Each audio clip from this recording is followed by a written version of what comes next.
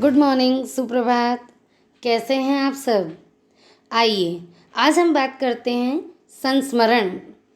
विभू काका।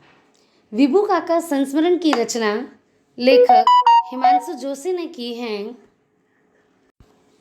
हिमांशु जोशी इस संस्मरण के माध्यम से हमें ये प्रेरणा देते हैं कि हमें अपनी बुद्धि प्रतिभा का प्रयोग करते हुए अपने देश और देशवासियों का सर गर्व से उन्नत करना चाहिए। कुछ लोग ऐसे भी होते हैं जो उच्च शिक्षा प्राप्त करने पर भी धन, संपत्ति, ऐश्वर्य का त्याग कर मातृभूमि की सेवा का व्रत लेते हैं। अपने जीवन का उद्देश्य देश सेवा को बनाते हैं। विदेशों के प्रलोभनों को ठुकराकर देश सेवा ही अपने जीवन का लक्ष्य निर्धारित करते हैं। प्रस्तुत संस्मरण में मुख्य पात्र हैं विभू काका। विभू काका विदेश से उच्च शिक्षा प्राप्त कर भारत लौटते हैं। वे कृषि विज्ञान की पढ़ाई अमेरिका से पूरी कर भारत लौटकर भारत में पूसा कृषि अनुसंधान संस्थान में वर्षों तक काम करते हैं।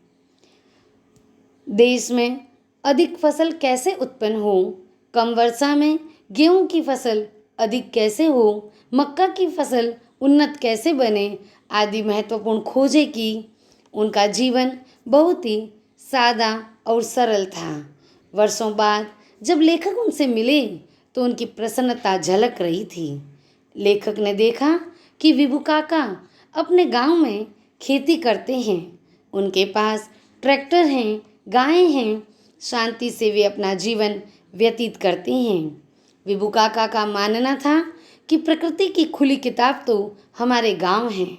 प्रत्येक मंगलवार वे आसपास के गांवों में जाकर रोगियों का हालचाल लेते और स्वयं विभू काका का गांव अब पिछड़ा हुआ नहीं रहा। उन्होंने लोगों को खेती करना सिखाया, फसलें अधिक कैसे ली जाए, पैदावार को कैसे बढ़ाया जाए, इस बात को समझाया। स्वच्छ जीवन जीना सिखाया, बीमारियों से कैसे छुटकारा पाएं, इस तथ्य को समझाया। उन्होंने गाँव में शिक्षा के प्रचार प्रसार में योगदान दिया, बच्चों को विद्यालयों से जोड़ा। उन्होंने अपना ज्ञान गांव-गांव, घर-घर पहुंचाया, लोगों के जीवन को उन्नत बनाया। लोग उन्हें देवता मानते हैं।